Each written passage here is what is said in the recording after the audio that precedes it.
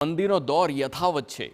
વરાછામાં નાના કારખાનેદારોએ હીરાની ઘંટીને વેચવા કાઢી છે। ભંગારના ગોડાઉનમાં જોવા મળ્યા હીરાના ઘંટીના થપ્પે થપ્પા। મોટા પ્રમાણમાં હીરાની ઘંટી અને તિજોરી ભંગારમાં આવી છે। માત્ર એક જ ગોડાઉનમાં 3500થી વધુ ઘંટી આવી હોય તેવા સમાચાર છે। ઓફિસનું ભાડું પણ ન પોસાતા હીરાની ઘંટીને વેચવા મૂકી છે। મંદીના કારણે કામ ન મળતું હોવાથી કારખાનેદારો મુશ્કેલીમાં મુકાયા છે અને તેના દ્રશ્યો છે। તો છેલ્લા ઘણા સમયથી હીરા ઉદ્યોગમાં મંદીનો દોર ચાલી રહ્યો છે। એવા સમયે મોટા વેપારીઓથી લઈને નાના કારખાનેદારોની હાલત કફોડી બની છે। ત્યારે હવે વરાછામાં નાના કારખાનાના વેપારીઓએ હીરા ઘંટી સહિત તિજોરી વેચવા કાઢી। આરોપીઓનું કહેવું છે કે એક તરફ કામ નથી મળતું અને બીજી તરફ ઓફિસનું ભાડું પણ નથી પોસાતું, જેથી તમામ વેપારીઓ મુશ્કેલીમાં મુકાયા છે। શહેરની ઓળખ વર્ષોથી એક હીરાનગરી તરીકેથી ઓળખાય છે, પણ છેલ્લા ઘણા સમયથી સુરત શહેરના હીરા બજારની અંદર જે મંદીનો માહોલ ચાલી રહ્યો છે ને તેના કારણે અનેક વેપારીઓ અને અનેક રત્ન કલાકારોને તેની સીધી અસર જોવા મળી છે।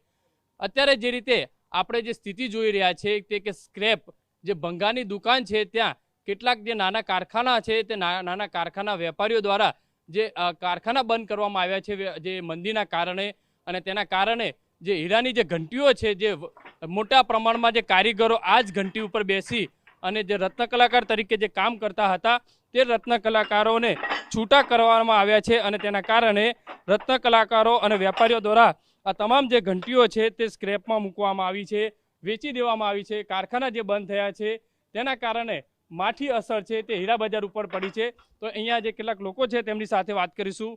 કઈ રીતના ભંગારની અંદર સ્ક્રેપની અંદર ઘંટીઓ મોટા પ્રમાણમાં આવી રહી છે, કઈ રીતની સ્થિતિ અને આ સ્થિતિ ક્યારથી જોવા મળી રહી છે? આ દિવાળી પછીની સ્થિતિ થોડી કફોડી છે। અને હીરામાં બહુ મંદી હોવાથી નાના કારખાનાવાળા એ લોકો ભાડા ન ભરી શકે એ માટે એ લોકો ઘંટી અમને આપી દેતા હોય છે, અને દિવાળી પછી પાછા અમને ખરીદીમાં આવે, પણ આ વખતે તો ખરીદી હાવ છે જ નહીં એવું કહો તો ભાઈ ચાલે।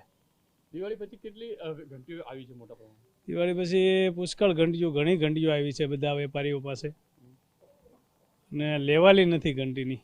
શું દેખાય છે અસર? શું અસર તો એ લોકો એમ કહે છે કે હીરામાં નહીં મળતું। શું કહેશો, કઈ રીતની હીરા બજારની અંદર સ્થિતિ છે? આખરે લોકોએ ઘંટી પોતાની વેચવા કાઢવી પડી। હીરાના મંદીના હિસાબને કારણે દિવાળી પછી નવી ઘંટીનો વેપાર થાય એની જગ્યાએ નવી ઘંટીનો કોઈ વેપાર નથી થતો, અને નવી ઘંટીઓની જગ્યાએ જૂની ઘંટીઓનો પણ વેપાર નથી થતો, એટલે ઠંડુ છે માર્કેટ બિલકુલ। એટલે નાના જે વેપારીઓ છે તે ક્યાંક ને ક્યાંક બંધ કરી અને પરત જતા હોય એવું લાગી રહ્યું છે? પરત તો બરાબર છે, પણ જે દિવાળી પછી ઘંટીઓની ડિમાન્ડ આવી જોઈએ એ ડિમાન્ડ આવતી નથી। અને દિવાળી પછી જે રીતે નાની મોટી જે ભંગારની અંદર જે ઘંટીઓ હોય છે તે વેચાતી હોય છે તે આ વર્ષે પણ વેચાઈ પણ નથી, એટલે ક્યાંક સીધી અસર છે તે મંદીની જોવા મળી રહી છે। કેમેરામેન સંજય ચંડેલ સાથે બલદેવ સુથાર, TV9 સુરત। ખૂબ જ હચમચા